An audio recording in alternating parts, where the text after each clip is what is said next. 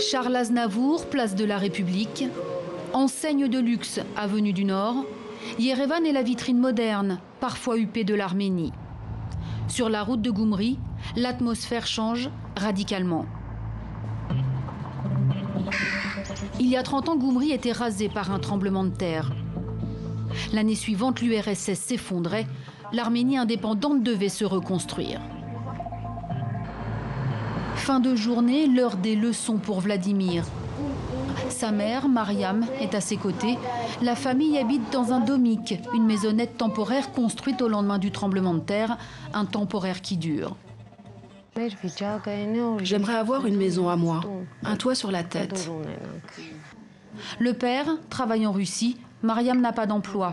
Certains mois, son mari ne peut envoyer que 5000 drachmes, 40 €. Alors la famille compte sur la solidarité. Mariam n'envisage pas pour autant de s'exiler. J'ai peur de l'inconnu. Tu n'es pas dans ton pays. Et peut-être qu'un jour, les Russes nous diront que nous n'avons rien à faire dans leur pays. On ne sait pas. En plus, mon mari a un travail précaire, pas d'appartement. Nous survivons ici et nous serions obligés de survivre là-bas.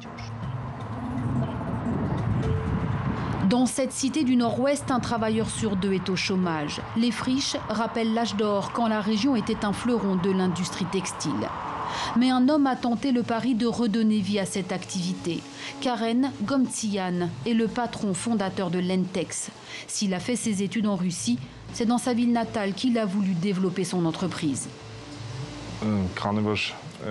Je savais que Goumri avait ce potentiel dans l'industrie textile, qu'à l'époque, la main-d'œuvre était qualifiée, la technologie avancée. Mais l'Arménie est un pays rongé par la corruption à toutes les échelles. Le nouveau Premier ministre né de la Révolution en a fait son cheval de bataille. Les changements semblent déjà se profiler. En tant qu'entreprise, nous sommes en lien avec les instituts d'État, dont les douanes et les impôts. Au quotidien, il est déjà évident que la corruption a disparu. Tout se passe assez vite.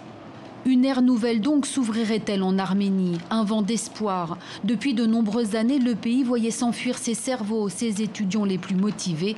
Ces jeunes, eux, ont décidé de rester au pays et de miser sur les nouvelles technologies. Ainsi est née cette start-up Brainforce, qui développe des logiciels et sites internet. C'est grâce aux nouvelles technologies que beaucoup de jeunes gens gagnent leur vie. D'ailleurs, c'est l'un des secteurs les mieux rémunérés. En plus, cela offre une nouvelle plateforme de découverte, de connaissances et d'échanges avec les pays étrangers. Car le pays est enclavé, entouré d'ennemis ou faux amis, et les technologies brisent les frontières. La récente révolution semble aussi avoir redoré l'image du pays et rassuré les investisseurs longtemps frileux.